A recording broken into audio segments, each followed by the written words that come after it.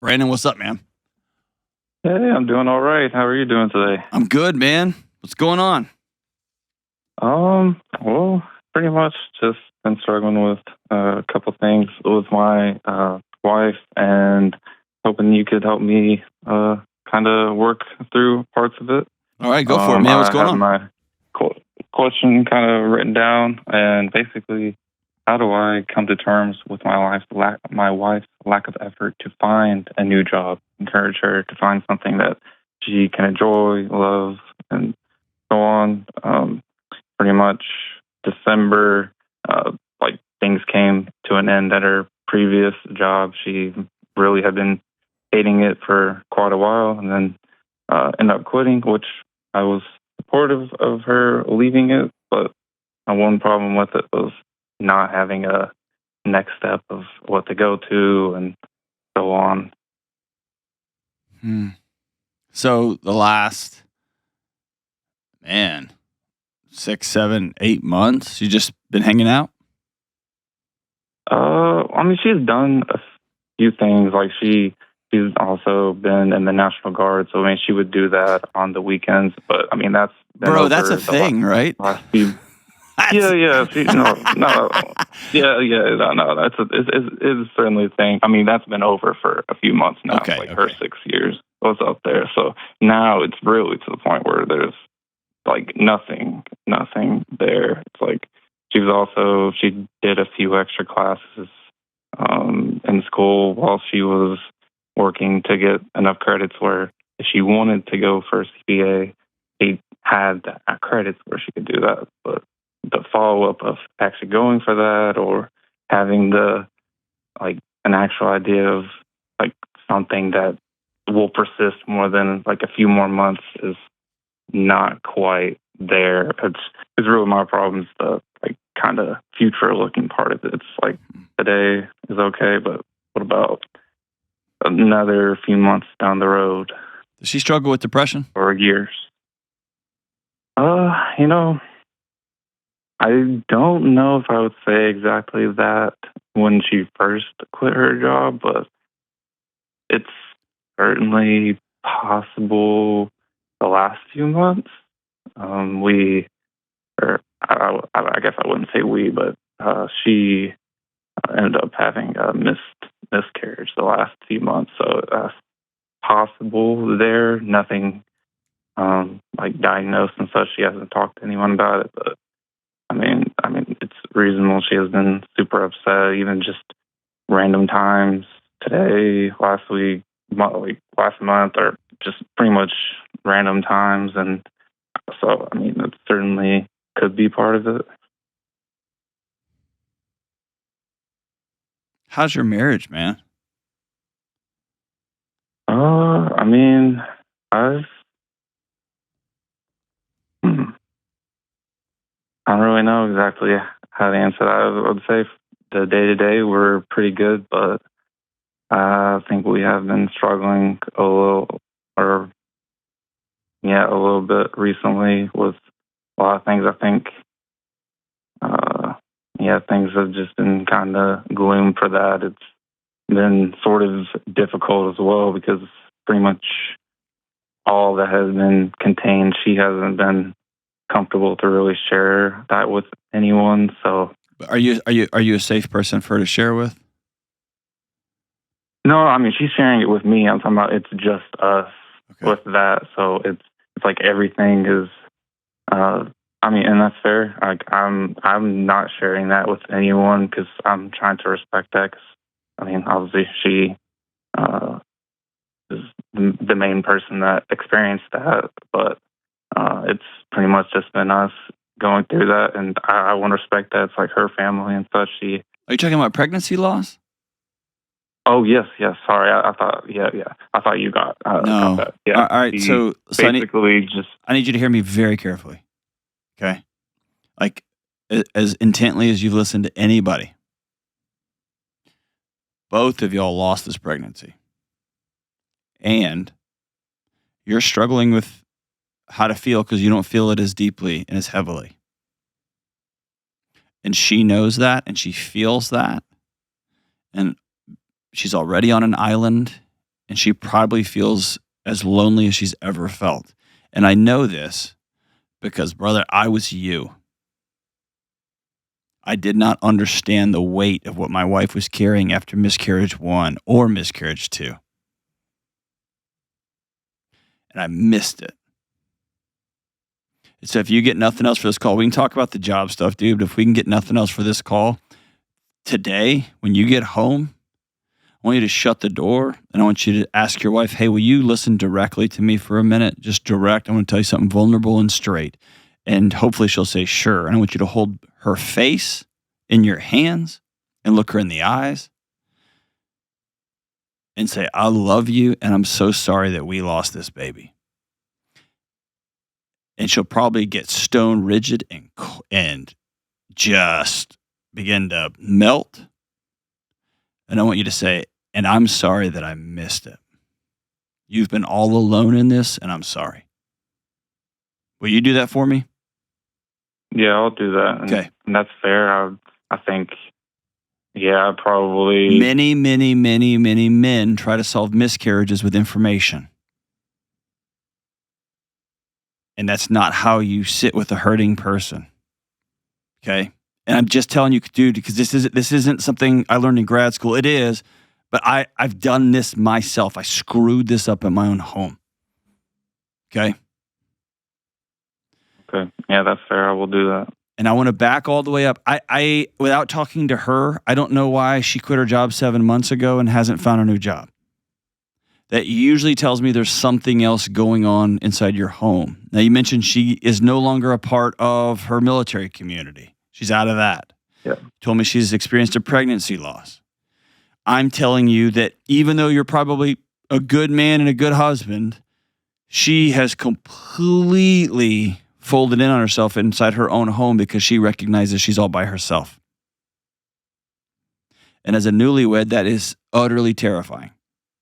In the same way you're asking yourself, good gosh, is she just going to sit here for the rest of our marriage and just not work? She's asking herself, did I just sign up for 50 years of being completely and utterly alone in my grief and my sadness and in my hurt and in my pain and in my loneliness?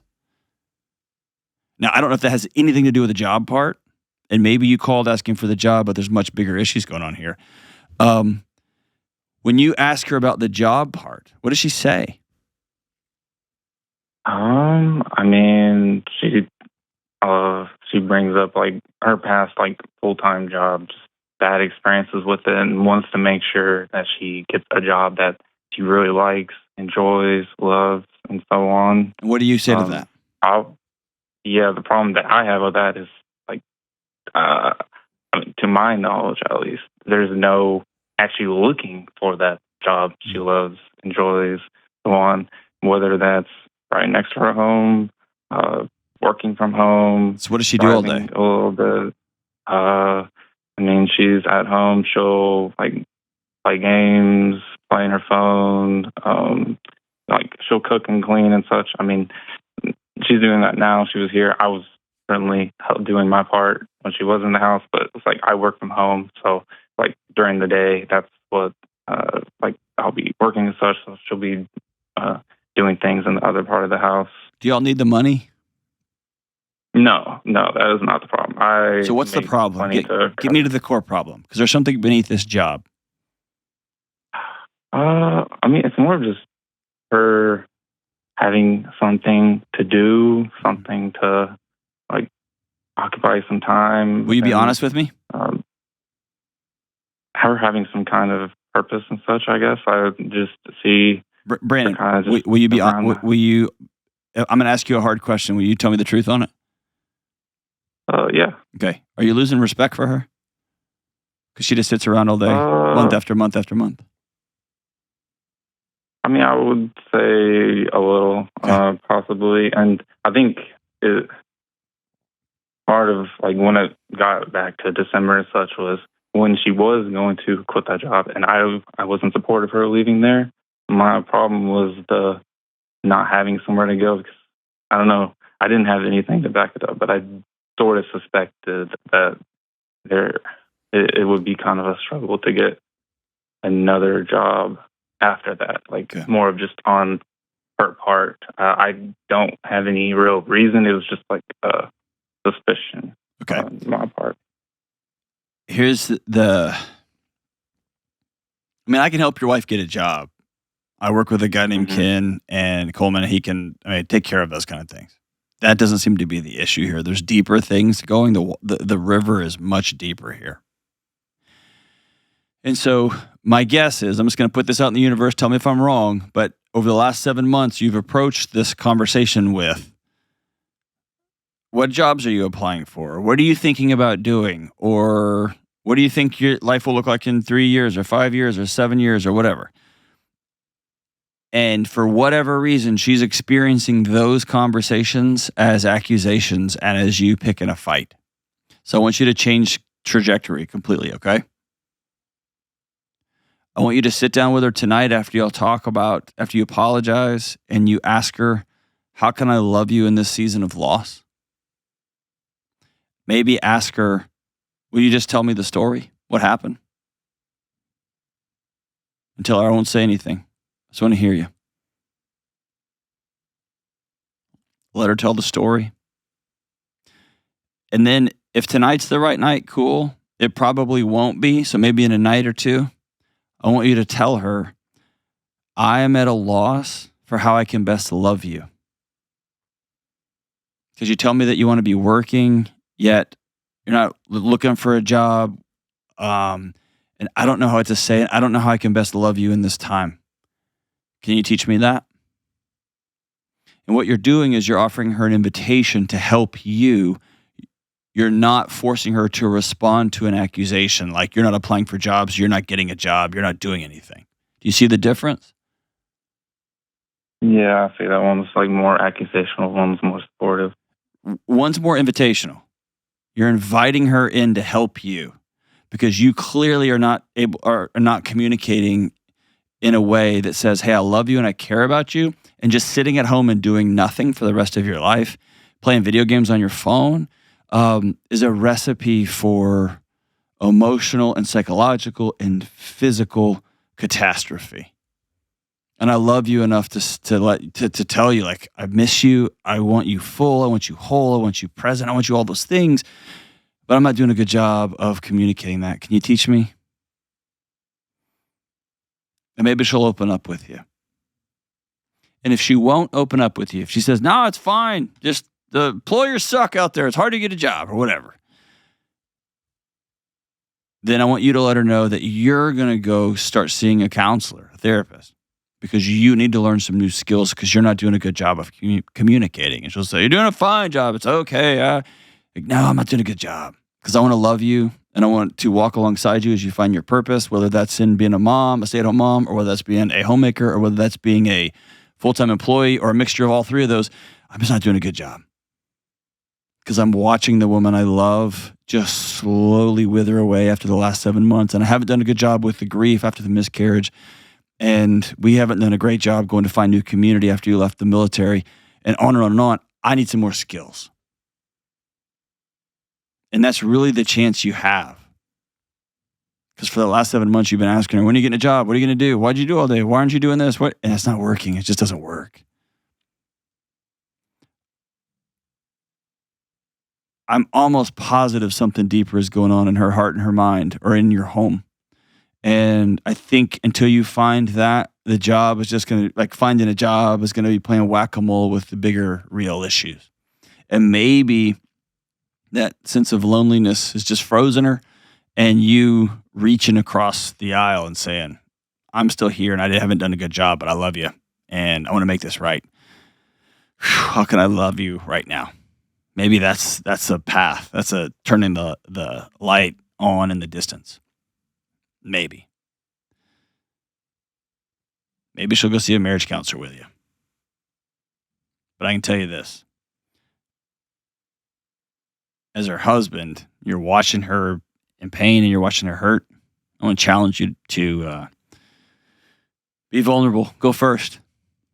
Tell her that you're sorry, that you love her, and that you're ready to listen, and that you're ready to do things differently. And maybe she'll respond to your invitation. You haven't done anything wrong. You're not a bad guy. But we gotta heal this thing, and somebody's got to go first. Let's let that be you, my friend. Thanks for the call, brother.